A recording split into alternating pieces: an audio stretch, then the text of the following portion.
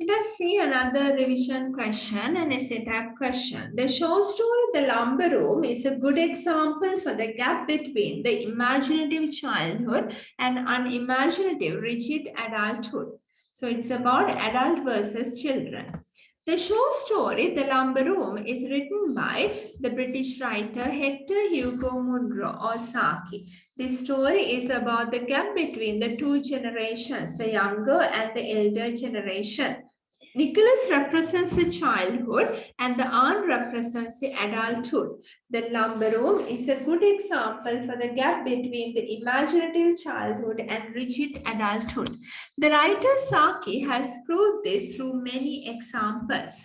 We can justify the question by saying that Nicholas is a boy with the power of creativity, but the aunt is a woman of few ideas.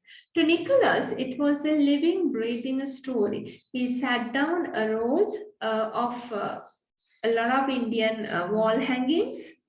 Nicholas observed inside the lumber room and discovers it as an unimagined treasurer's house. The things in the lumber room made Nicholas feel fascinated and delighted. A piece of tapestry becomes the cynosure or the main point of the room, and the picture in that made Nicholas to bring him a live scene in his vivid imagination. It's a picture of a man hunting a star. He is dressed in a hunting costume of some ancient period, and two spotted dogs also can be seen with him. He had just transfixed a stag with an arrow, and two more arrows are left in the quiver. He sits and starts to dream about the fate of the hunter because he saw four galloping wolves coming towards the hunter through the woods. Hence, he is in a confused and anxious mind, thinking about how the hunter will cope with the wolves. This proves the creative mind that Nicholas has. She is a woman of few ideas with immense concentration. The line says that the aunt is very much concerned that Nicholas might go into the gooseberry garden.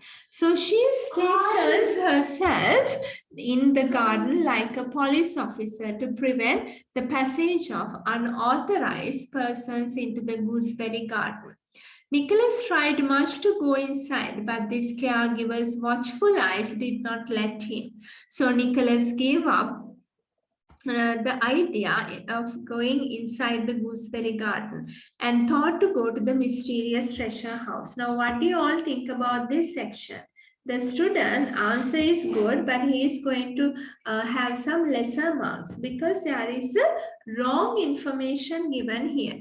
Right now, see, he is telling Nicholas tried to go inside the gooseberry garden and then gave it up. That is wrong. This fact is wrong. For wrong facts, you get lesser marks, right? So be careful.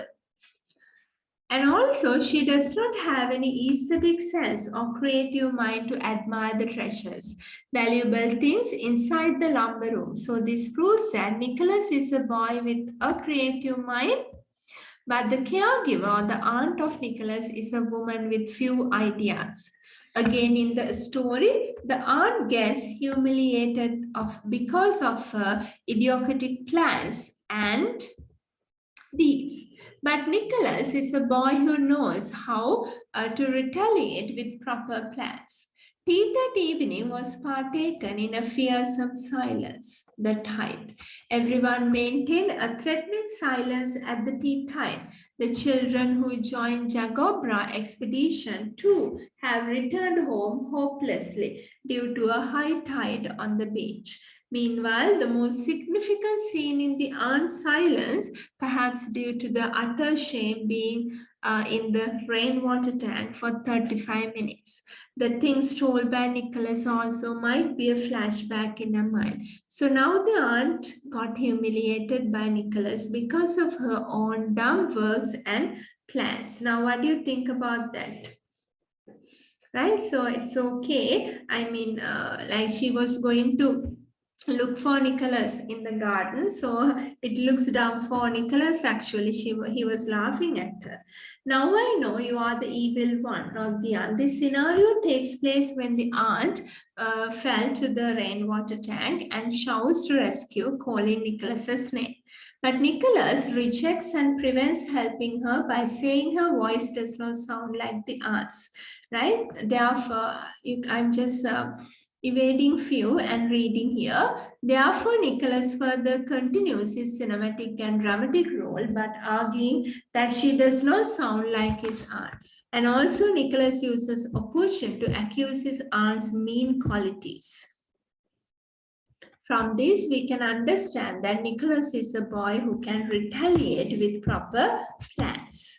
By considering these facts, we can justify that Lumber Room is a good example for the gap between imaginative childhood and unimaginative adulthood using the qualities of Nicholas and the aunt.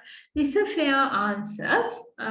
So be careful not to use wrong information. And also, I strongly believe that some more examples can be added. Small ones are there which can be added, like the aunt does not understand other children. Nicholas points out that, so difference can be shown with more examples, right? Okay, so practice them more.